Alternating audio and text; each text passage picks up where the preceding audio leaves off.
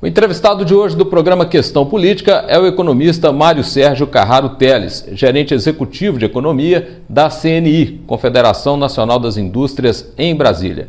Nessa entrevista, ele fala sobre o aumento da inflação e os impactos da pandemia e da guerra entre Rússia e Ucrânia na economia interna do Brasil. Mário Sérgio fala também de reforma tributária e de outras medidas que podem contribuir para o crescimento econômico. Acompanhe conosco mais essa entrevista aqui no programa Questão Política.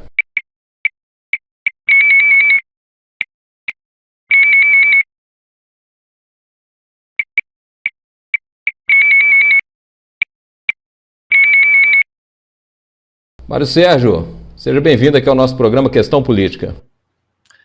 Muito bom, Dário, falar com você aqui, falar com o pessoal de Caratinga. Você não falou, mas eu sou de Caratinga também, né? Sim. Então, é um prazer falar com você aqui e falar com as pessoas de Caratinga e outras, né? Que o seu programa vai além das fronteiras de Caratinga. Bom, como eu te falei, a gente está precisando mais do que nunca conversar com o economista, porque a gente está precisando entender o que está acontecendo na economia nesse momento, né? Sobretudo essa semana que nós tivemos aí um aumento realmente muito impactante nos combustíveis. Que tempestade é essa, Mário Sérgio? A gente tem são terceiro ano, né, de muita instabilidade vindo de fora, né? Ou no caso da pandemia veio de fora e se instalou aqui dentro do Brasil, né? Mas o fato é que nós vínhamos nos recuperando daquela recessão que tivemos ali entre 2014 e 2016, com baixo crescimento, mas com algum crescimento econômico, e fomos atingidos em 2020 com a chegada da pandemia, e aí todo o impacto econômico que teve, principalmente no ano de 2020. Começamos uma recuperação em 2021, ainda com muitos problemas, né? Apesar do crescimento econômico de 2021, muito ligado à queda da economia em 2020, mas houve um crescimento. Já tínhamos o problema da inflação em 2021, e agora, 2022, estamos com um novo evento, que é essa situação da guerra na Ucrânia e na Rússia, que adicionou um problema nessa situação complicada, né? Nós tínhamos uma expectativa de redução de inflação esse ano, com a recuperação mais rápida do rendimento das pessoas, da massa salarial, e isso tudo agora está em xeque por conta dos efeitos da guerra na Ucrânia sobre a nossa inflação. E um dos efeitos, que você já lembrou muito bem, é esse do aumento dos combustíveis. O preço do petróleo no mercado internacional subiu muito. O petróleo terminou o ano passado, ficou ali o segundo semestre do ano passado, em torno de 75, 80 dólares o barril. Com a expectativa da guerra, já foi visto em janeiro e início de fevereiro um aumento do preço do barril de petróleo no mercado internacional, para próximo ali de 90 a 100 dólares o barril. Quando a guerra começou, o barril do petróleo chegou a superar 130 dólares. Então, hoje está aí operando novamente na faixa de 100 a 110, mas ainda é um aumento significativo em relação ao fim do ano passado, e isso acabou se refletindo nesse aumento de combustíveis que nós tivemos essa semana, e o que interfere em outros preços, né, que são menos divulgados, né? Porque o aumento do combustível, ele é notícia, né? A Petrobras faz um anúncio, mas a gente tem tido muitos outros aumentos já de preços, e muitos decorrentes do problema gerado na Ucrânia. Então, a guerra veio adicionar um elemento aí de instabilidade e até um elemento negativo para a economia brasileira. Bom, toda essa cadeia de eventos aí, sem dúvida, a gente tem acompanhado que gera um impacto muito grande. Nesse último aumento de combustível, que realmente elevou, por exemplo, o óleo diesel em alguns estados do país a R$ 8, R$ 7 em determinados lugares, nós temos aí um componente que é a carga tributária. E logo depois que veio esse aumento, a gente viu o presidente Bolsonaro dizendo que se a Petrobras tivesse esperado mais um pouquinho, coisa de dias, né, para sancionar essa lei que uniformizou o ICMS, esse impacto poderia ser menor. Como é que você vê essa declaração do presidente? Veja, o preço o que a Petrobras faz é uma mexida no preço na refinaria, tá? É o preço da Petrobras. O imposto, que é que o presidente está falando, é da refinaria, digamos, para fora, né? Por exemplo, o ICMS, que foi um imposto estadual, né, que foi alterado agora por esses projetos de lei que foram aprovados recentemente.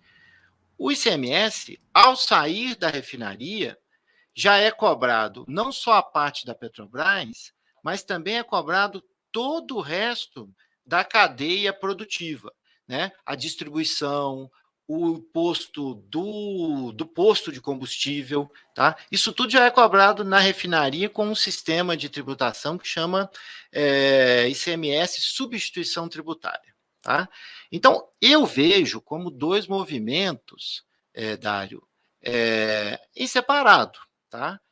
A Petrobras estabelece o seu preço e aí depois vem as incidências tributárias, ICMS, PIS e COFINS. PIS e COFINS são impostos federais. Quando esta mexida na tributação estiver em vigor, tá? Muito provavelmente, mesmo a Petrobras vai manter o seu preço. O preço da Petrobras é dado. Quando mudar a tributação, vai chegar, sim, na ponta para as pessoas, né? Então, eu até entendo a fala do presidente, porque se a Petrobras segura um pouco o aumento e faz o aumento no momento que essa mudança na tributação também já tivesse em vigor, as coisas iam mexer, o preço da Petrobras ia subir, mas como o imposto vai cair, o impacto na bomba seria amenizado ou seria até inexistente. Mas são dois movimentos separados, tá? E existe a Petrobras ficar segurando esse aumento teria um problema, primeiro que ela tem a sua política de preço, né? E segundo, que, por exemplo, o ICMS, que é a grande aposta para reduzir um pouco o preço dos combustíveis, é a mudança que foi feita no ICMS. E essa mudança ainda está sendo contestada no STF, pelos estados. Então, ainda há uma insegurança quanto a isso. Então, a Petrobras ficar segurando o preço, que estava defasado, esperando uma mudança que ainda é incerta, no caso do ICMS, então também talvez não fizesse muito sentido. Mas, de qualquer forma, acho que, apesar de eu entender a colocação política, né, tecnicamente, são dois movimentos separados. E por que quando o barril de petróleo cai, o preço lá, isso não reflete na bomba, né? Porque a gente só vê aumentar, não vê diminuir. Se reflete, Dário. É que o problema é o seguinte: a gente presta atenção mais no que é ruim para a gente do que porque é bom, tá? Vamos só lembrar aqui, o ano de 2020, hoje aqui em Brasília, né, onde eu moro, a gasolina está em torno, já caiu agora para em torno de R$ 7,20, tá? Logo depois do aumento, chegou a 7,50, agora já deu uma caída para 7,20. Mas eu me lembro, dali no auge, né, das restrições de movimentação durante o início da pandemia, lá em 2020, eu abasteci aqui em Brasília, no posto, por R$ 4 a gasolina. Tá? Por quê? Porque o preço do barril de petróleo, lá em 2020, há 2 anos atrás, ele caiu muito. E isso foi sim, repassado para os preços. E eu já tentando trazer aí um pouco de uma notícia positiva, né? Porque até agora a gente só falou de problemas. Se a guerra, tá, não tiver uma duração muito longa, e se ela acabar, não sei, né? Guerra é um negócio muito incerto, mas no momento que a guerra acabar na Ucrânia, a minha expectativa é que os preços do petróleo voltem, no mínimo, para aquele patamar que eu falei ali do fim do ano passado, em torno de 75, 80 dólares o barril. Então, pela política de preço, a Petrobras vai repassar isso para o seu preço. Como a gente não é esperado, né, que esse movimento dos combustíveis que eu falei, que ele seja desfeito, né, porque senão aí você teria o efeito contrário. A Petrobras baixa o preço, o combustível, o imposto sobe, o combustível não tem alteração. Mas mantido as novas regras, né, e a desoneração do PIS/COFINS para os combustíveis, quando a guerra acabar, o preço do petróleo tende a cair e aí a gente vai ver, sim, um repasse para os preços da Petrobras e vai chegar na bomba, tá? Vai chegar nos postos de gasolina. É que para o povo é o que importa, né, Mário Sérgio? É quanto ele está pagando para sair de casa, para poder trabalhar, né, para poder... E aí realmente isso causa, né, uma série de consequências que vai gerando aí, como você bem disse, esse efeito cascata, né? Ou seja... E a gente já está, né, Dário, quando você fala, né, do povo, a população, não é só esse aumento, né? Esse é que é o grande problema. Porque nós já vimos, como eu falei lá no início, com uma inflação muito alta em 2021. Superou 10%. A gente tinha a expectativa de que ela caísse, mas com a guerra isso ainda não aconteceu e vai demorar um pouco mais a acontecer. É a maior inflação depois do Plano Real? Maior? Não, né? Não. Nós tivemos há uns anos atrás, ali 2014, 2015, a gente teve o IPCA gerando aí em torno de 12%, 13%, tá? Não é a maior, não. A gente já teve mais. Mas é uma inflação muito alta, né? 10%. Não, sem dúvida, sem dúvida. É muito alto. Então, as pessoas estão sentindo muito, porque além do aumento do combustível, você tem aumento de preço de alimentos, coisas que são de difícil substituição, né? Então, por isso que esse aumento do combustível é ainda mais preocupante. E como eu falei, tem outros preços também sendo impactados pela guerra. Preço de alimento, preço fertilizante, de aço, fertilizante, que depois vai bater lá também no preço dos alimentos, né? Então, tem outros preços sendo reajustados. Então, a situação é ainda mais preocupante porque, digamos, é um problema em cima de outro problema, né? A inflação já estava alta e veio a guerra e está colocando combustível nesse fogo aí da inflação. E na sua opinião, qual foi a causa dessa inflação aí de 2021? Foi mesmo a pandemia, simplesmente, ou houve algum erro aí de manobra em termos de macroeconomia? Veja, 2021 é uma inflação... Nós tivemos... O mundo inteiro tem tido um aumento de inflação, tá? Nunca é uma explicação única, tá, Dário, e todos que nos veem. Você pode, né? Eu acho que aquela queda da taxa de juros para 2%, para mim foi exagerada. Por quê? Porque, ao mesmo tempo, você teve uma série de programas do governo que colocaram muitos recursos públicos na economia, né? O mais conhecido foi o auxílio emergencial, mas nós tivemos muitos outros, tá? E, além disso, teve aquela redução muito forte da taxa de juros.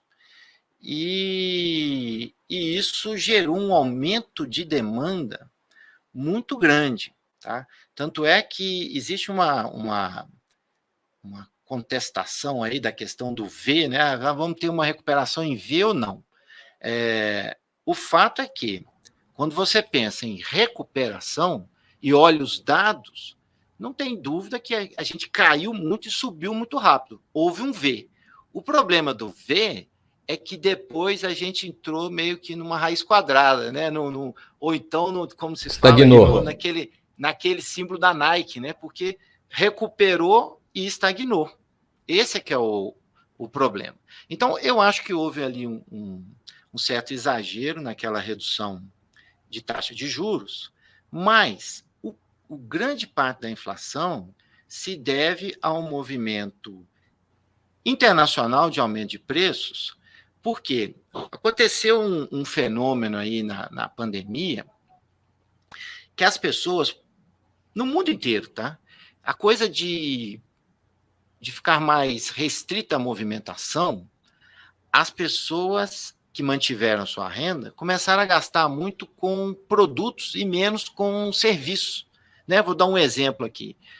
Muita gente deixou de ir para restaurante, deixou de viajar, gastar com hotel, combustível, passagem aérea, seja lá o que for. Então, todos esses serviços, festas, teatro, uma série de serviços no mundo inteiro, as pessoas pararam de gastar dinheiro com isso. E aí sobrou dinheiro para quem não perdeu o emprego e tudo mais, sobrou dinheiro. O que se podia comprar se você não podia viajar, não podia sair, não podia... Produtos. Então, houve um aumento da demanda mundial por produtos que foi enorme. E aí isso gerou esse problema de, digamos, engarrafamento, né, nos oceanos, nos portos, né, nos containers, porque muito produto sendo, de uma hora para outra, a demanda mundial por produto explodiu, né? Então, travou um pouco o comércio marítimo, né, que é o grosso desses produtos vem pelo comércio, transporte marítimo, e aí começou a haver problema de escassez de produto, levando a aumento de preço, preço de alimentos também em elevação. Com a nossa redução de taxa de juros muito forte, nós tivemos também uma desvalorização significativa do câmbio, então isso também adicionou à inflação. Então, essa inflação que a gente chegou de 10% é um conjunto de fatores. Fatores que são internacionais e principalmente devido à pandemia, que não é um problema de condução da nossa política econômica, mas se eu pudesse apontar um problema, eu acho que a redução de taxa de juros foi exagerada, gerou um problema, inclusive, na taxa de câmbio, e resultou nisso. Falar depois é muito fácil, sabe? Então, eu gosto sempre de me colocar no lugar de quem estava lá para a tomada de decisão, porque naquele momento, todos achavam que seria terra arrasada na economia. Foi realmente por 3, 4 meses. Depois, o problema ficou muito localizado no setor de serviços, mas a agricultura e a indústria reagiram rapidamente. Tá? Então, do ponto de vista do tomador de decisão lá, do Banco Central naquela época, olhando agora, houve um erro, até porque também já, como estão no mesmo governo, né, já se sabia que do ponto de vista do governo, né, não do Banco Central, porque agora eles são independentes, do governo viria muito dinheiro para a economia. Então, talvez o Banco Central pudesse ter segurado um pouco aquela queda de juros. Bom, você mencionou aí uma coisa que foi a crise mundial de logística, né? Você está aí na CNI, que é a Confederação Nacional das Indústrias. Como é que o setor foi impactado por isso? O impacto é muito forte, tá? Eu vou dar um grande exemplo, acho que nem todo mundo, mas quem tentou comprar um carro nos últimos meses, nos últimos 12 meses, vai saber muito bem do que eu estou falando.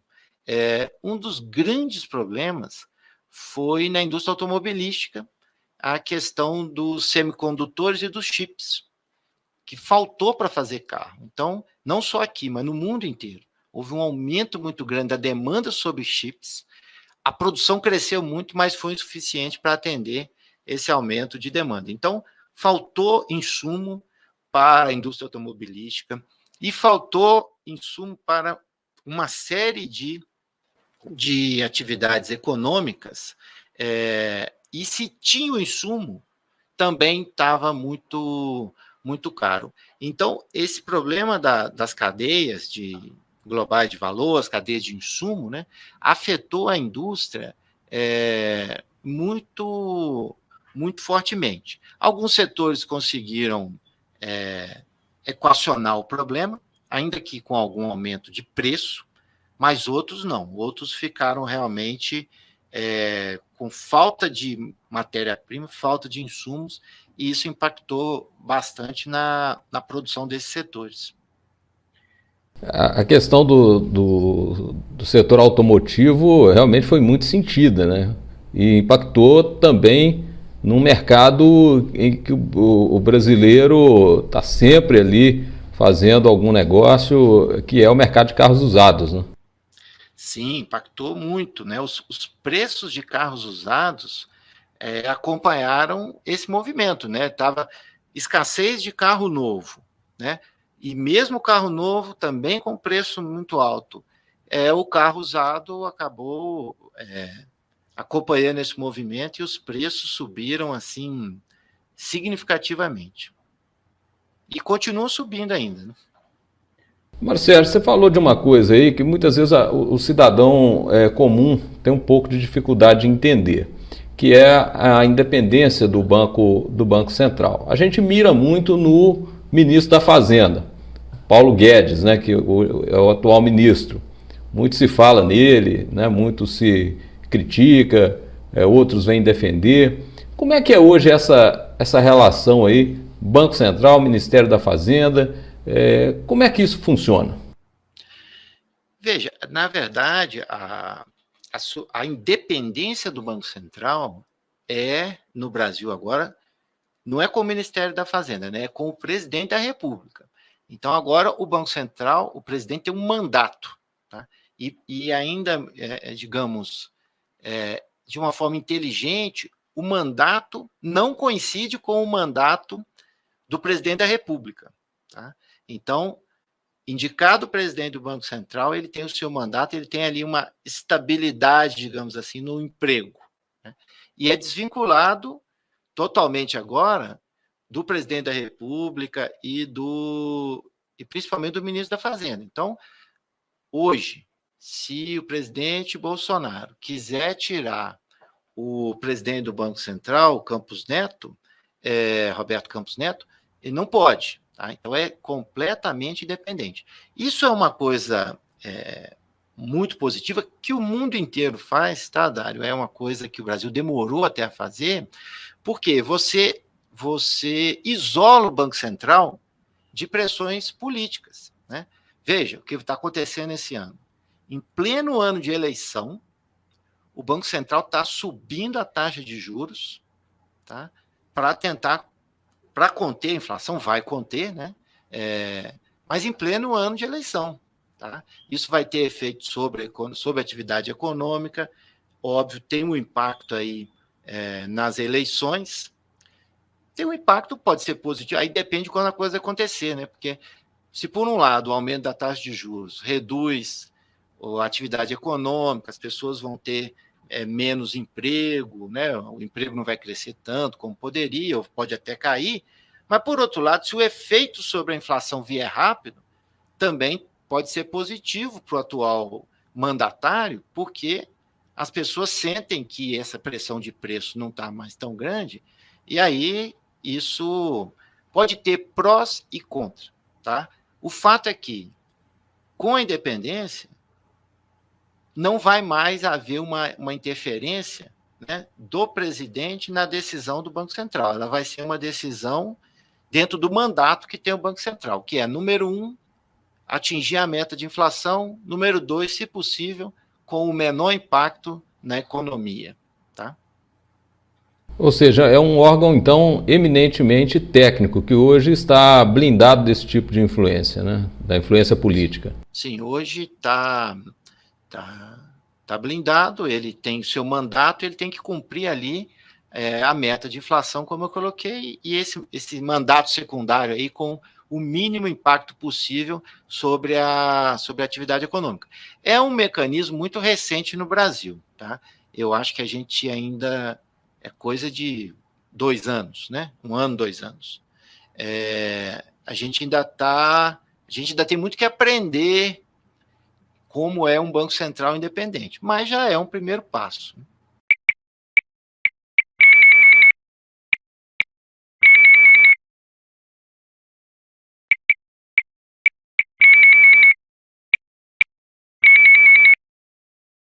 E do outro lado, o Ministério da Fazenda, que está ali sob a ingerência direta, né, não talvez uma ingerência, mas tendo que também observar o lado político, né? A gente viu isso durante a pandemia, como você mesmo falou, o governo teve que agir em várias frentes, e o Paulo Guedes ia lá, né, dizia, não, aqui dá para liberar o dinheiro, aqui dá para liberar mais tanto, né, e isso realmente é algo que é necessário ter, né, um ministro da Fazenda, ou um Ministério da Fazenda que possa ter em momentos de crise uma certa sensibilidade política também, né? Como é que você avalia isso aí? E como é que você acha que foi a condução deles durante a pandemia, naqueles momentos ali mais críticos?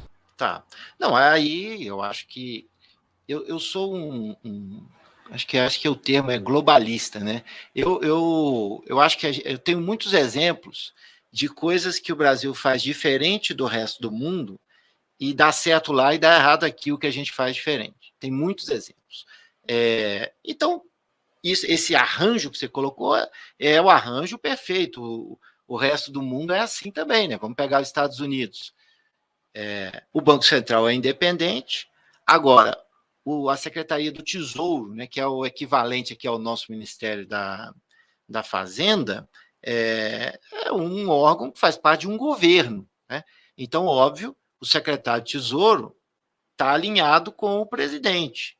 O nosso ministro da Fazenda tem que estar, obviamente, alinhado com o presidente da República, que é o chefe do governo, né? Então, acho que isso aí é natural. Eu acho que esse arranjo é perfeito.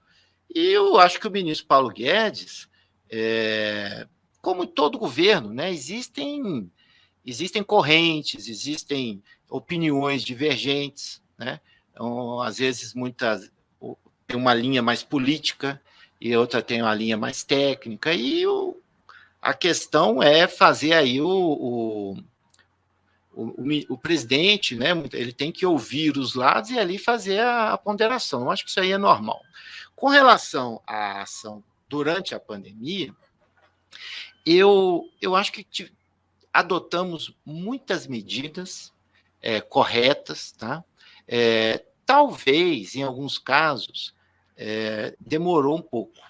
Tá? Acho que o meu ponto não é pelo conjunto de medidas que foi adotada, tá? Mas pela demora em ser adotada. E eu não vou nem entrar, tá, Dário? Eu acho que tem uma discussão muito aí. Quem fez, né? Você deve acompanhar isso. Quem fez o auxílio emergencial? Foi o governo ou foi o Congresso? Porque o governo sugeriu 200, depois aí no fim foi R$600, né? Então, quem fez? Tem essa coisa da paternidade. Eu acho que isso é o valor, né? Acho que a ideia, tá? As ideias foram boas, foram feitos muitos programas que surtiram efeitos, outros nem tanto, o próprio governo reconhece isso. Agora, eu acho que em alguns casos houve lentidão. Tá? Eu vou te dar um exemplo, que eu acho que as pessoas devem conhecer aí, o Pronamp, que é aquele financiamento muito, muito barato e até fácil de obter. Foram emprestados bilhões de reais para micro e pequenas empresas, porque havia uma garantia muito grande do governo federal. O Pronamp foi um sucesso, mas acho que ele demorou muito para acontecer. Tá? O PEAC, que foi o Pronamp para as empresas um pouco maiores, também demorou. Só foram sair ali para julho, quando parte da economia já estava até reagindo. A gente participou de muitas conversas com o governo e defendemos muito esses programas, e a gente chegou uma hora que já havia o consenso, a gente sugeria, eles queriam fazer, aí as conversas eram na linha de vocês precisam ser mais rápidos. A gente sabe que tem que ser mais rápido, mas a gente não consegue. Então, eu acho que o conjunto de medidas foi positivo, a ação foi correta, mas talvez tenha demorado um pouco. E que as ações foram corretas, eu acho que não tem muito questionamento, porque quando você vê aquela recuperação que eu falei, do baque da queda da pandemia, a gente reagiu muito rápido. Tá? Isso são dados, né? Não dá para contestar. O que a gente pode discutir reagimos e voltamos para mais do mesmo. Né? O Brasil vinha crescendo muito devagar desde 2017. E agora nós voltamos a uma situação próxima daquela. Né? O nosso grande desafio agora é fazer as mudanças para que a economia brasileira, depois do V, ela não fique ali igual o símbolo da Nike ou a raiz quadrada, né? Que ela não fique estagnada. Agora a gente tem que fazer as medidas para ela voltar a crescer mais rápido, né? Porque a gente precisa melhorar a condição de vida da população, e isso só se faz com o crescimento econômico. Bom, você trabalha numa instituição, que é a Confederação Nacional das Indústrias, certamente, né, você está sempre participando aí, como você mesmo disse aqui, de conversas, então você tem uma interlocução com membros do governo, outra hora está no Congresso e, sem dúvida, representando o setor industrial. Né? Qual é hoje, no setor industrial, para a indústria brasileira, a medida principal que o governo deveria tomar para que esse crescimento volte a ocorrer? Olha, eu não tenho essa resposta, eu não tenho dúvida. Eu tenho até nome e sobrenome, tá? Sim. Aprovar a PEC 110, que faz a reforma tributária da chamada tributação do consumo. Mexe nisso que eu falei, que é o ICMS, o ISS, o PIS, a COFINS e o IPI. São tributos que as pessoas pagam no momento que elas consomem alguma coisa, tá? Que é diferente, né, do imposto de renda, que é no seu salário, na sua renda, IPVA, IPTU, esses outros impostos que todo mundo conhece. O fundamental agora é aprovar essa PEC 110 que está no Senado e faz a reforma tributária dos impostos que as pessoas pagam quando vão consumir algum produto ou algum serviço. E Mário Sérgio, como seria o impacto dessa PEC especificamente no crescimento econômico? Qual é o conteúdo dessa PEC? Essa PEC, ela transforma o ICMS e o ISS num imposto só que vai ser cobrado por estados e municípios em conjunto. É chamado IBS. Tá? E ela transforma dois impostos federais, o PIS e a COFINS, num único imposto cobrado pelo governo federal, que tem o nome de CBS. Tá? Isso é o que essa PEC faz. Qual é o impacto sobre o crescimento econômico? O nosso sistema tributário hoje é uma grande confusão, tá? É extremamente complexo e cheio e causa uma série de problemas para as empresas. Eu vou falar o principal deles. Por uma regra, por uns problemas, uns defeitos que tem nesses tributos sobre o consumo, quando o Brasil tenta exportar impostos, tributos. E o mundo inteiro exporta desonerado de tributo. Então, quando a gente chega lá no mercado externo para tentar vender alguma coisa, no caso da indústria aqui, a gente chega, em média, com 7,4% a mais de preço por conta do sistema tributário. Tá? O outro chega sem tributo nenhum. O que acontece? Normalmente, a gente perde a concorrência, então a gente perde exportação.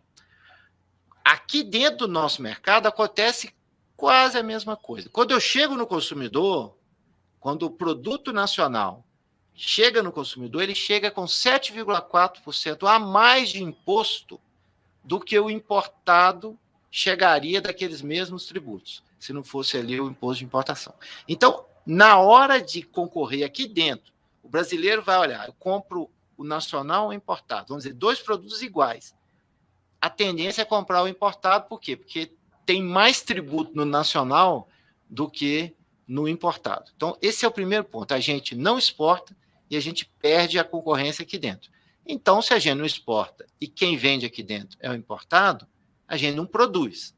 Quando não produz, não tem crescimento, não tem emprego, não tem renda para as pessoas. Essa PEC resolve esse problema. Iguala as condições de concorrência. Daí já vem um grande impulso para o crescimento econômico. E tem outras vantagens, né? O sistema tributário hoje gera muitos custos nas empresas para saber quanto tem que pagar, calcular os tributos, gera muito custo, gera muito contencioso. A gente tem hoje estimativa de uma universidade chamada INSPER, nós temos 75% do PIB, cerca de 6 trilhões de reais, em discussão na justiça, só questão tributária, tá? 6 trilhões de reais em discussão na justiça. Isso tudo gera custo para as empresas. Então, somando todos esses problemas, produzir no Brasil é mais caro do que produzir lá fora. Então, a gente produz muito menos do que produziria. A reforma tributária ataca esses problemas e daí vem o grande impulso para o crescimento econômico. Esses setores né, que estão resistindo a essa proposta, qual é a argumentação deles?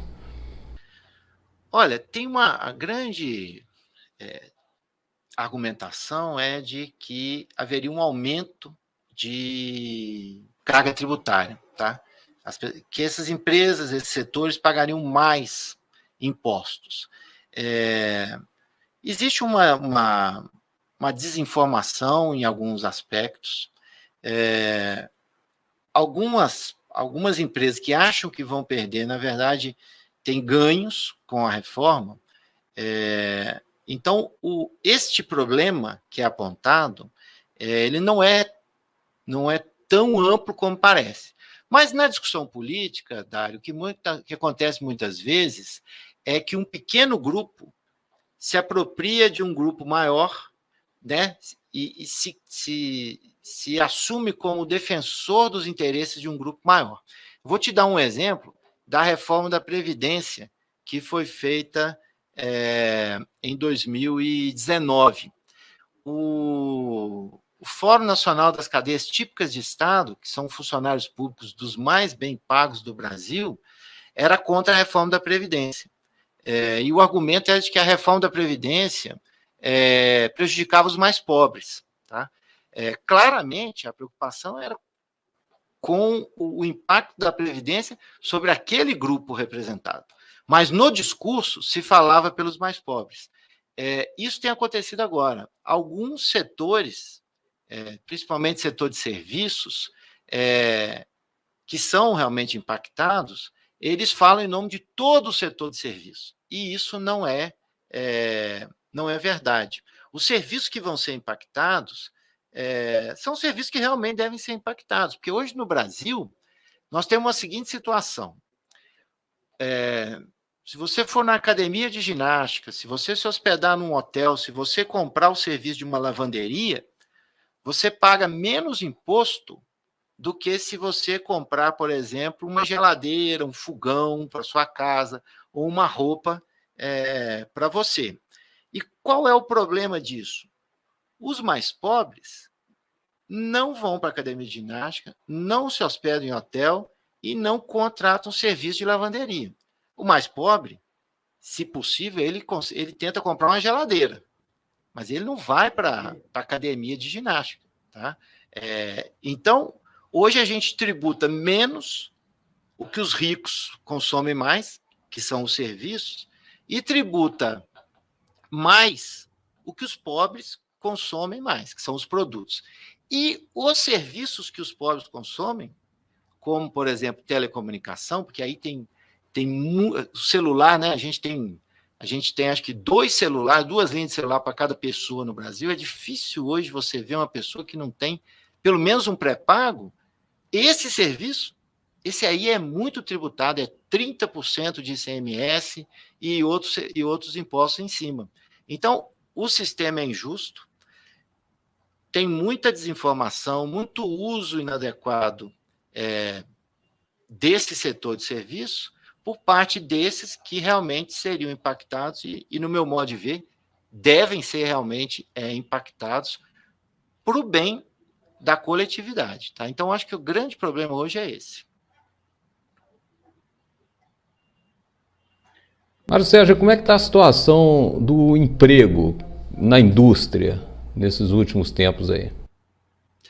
Olha, o emprego, depois de 2020, né, que foi muito afetado, principalmente pelos primeiros meses da pandemia, no setor industrial, quando começou a reação a partir de junho de 2020, nós temos tido aí aumento de emprego com certa frequência. Tá? Lógico que tem alguns meses que tem uma redução, mas de modo geral, em relação ao período pré-pandemia, já houve a recuperação aí do volume de emprego. E na economia como um todo, não só na indústria, a gente tem visto também, principalmente em 2021, e a gente acha que esse movimento vai continuar esse ano, tem havido também uma recuperação do número de pessoas empregadas, né? E até saiu agora o último dado de taxa de desemprego, isso começa a se refletir na taxa de desemprego, né? Agora caiu para 11,2%, e temos 12 milhões de pessoas desempregadas. Esse número já foi bem mais alto em 2020, ali no auge dos impactos econômicos da pandemia. Então, do ponto de vista do emprego, tem tido essa reação. O grande problema, Dário, continua sendo a corrosão que a inflação faz na renda daquele que tem emprego ou que tem trabalho. Tá? Esse é que ainda é o grande problema em relação ao período pré-pandemia.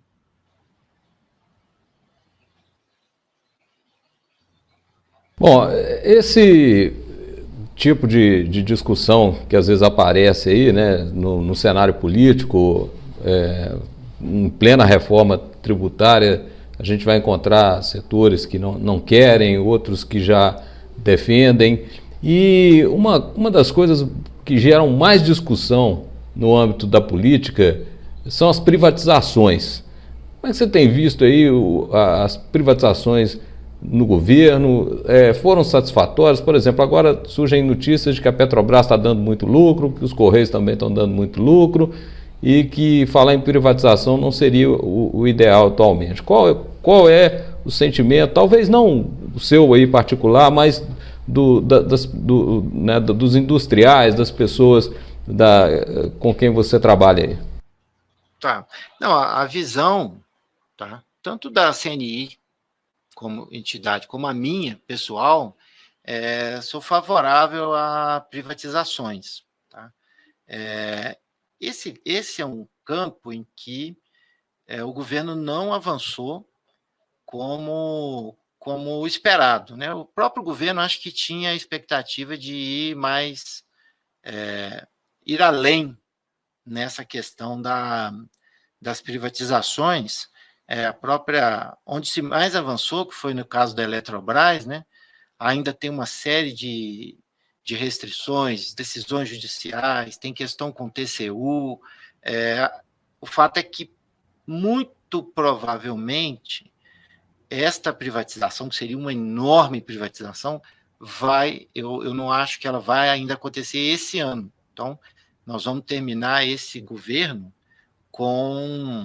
sem essa privatização. Né? Aí, óbvio, tem o resultado das eleições, pode vir um novo governo, pode ser um novo período deste mesmo governo, pode ser que se faça a privatização, mas esse ano eu não acredito na privatização da Eletrobras.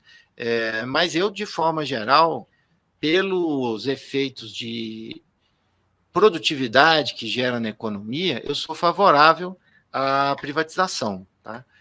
Os Correios estão dando lucro, é um semi-monopólio, né? Difícil é não dar lucro, tá certo?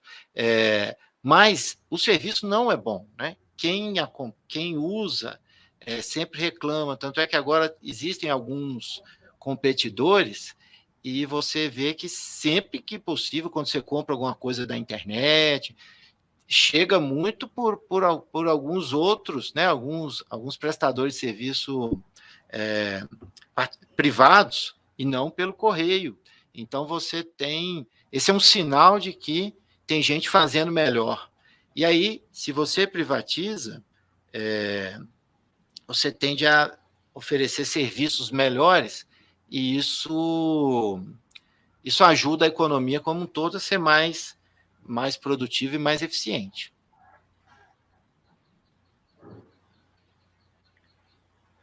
Bom, Mário Sérgio, eu queria agradecer sua participação aqui no nosso programa. A gente pôde abordar vários assuntos importantes, com a sua visão assim, muito esclarecedora e bem didática para a gente poder entender. Né? Porque todo brasileiro, pelo menos da minha geração, é um pouco economista, porque a gente tinha que ouvir lá o Delfim Neto falando de quanto seria ali a inflação do mês, para o povo economizar, não comprar supérfluo. Tinha lá o CD, o overnight, né? Que a pessoa tinha que colocar o dinheiro à noite para no outro dia reaplicar. A gente fala isso para as pessoas hoje, eles nem acreditam, né? Chegou a época da dolarização, que a economia brasileira, pessoas do povo, para preservar o seu salário, né, tinha que comprar dólar no início, imediatamente, para não corroer o salário. Né? Então, quer dizer, nós tivemos um cenário de crise assim, muito piores. Né? O real, ele continua uma moeda respeitada no mundo aí, ou o real está derretendo? Não. Eu acho que o real continua, né? Principalmente para nós, né? Acho que nós devemos ser aí da mesma geração. E realmente é uma realidade que pessoas mais novas não têm, eles não têm ideia do que era a vida naquele tempo, né? Então, assim, uma inflação de 10% ao ano que a gente está tendo agora, a gente chegou a ter inflação de 80% ao mês, né? Então, você pensa que ao mês, exatamente. Os preços mudavam todo dia, né?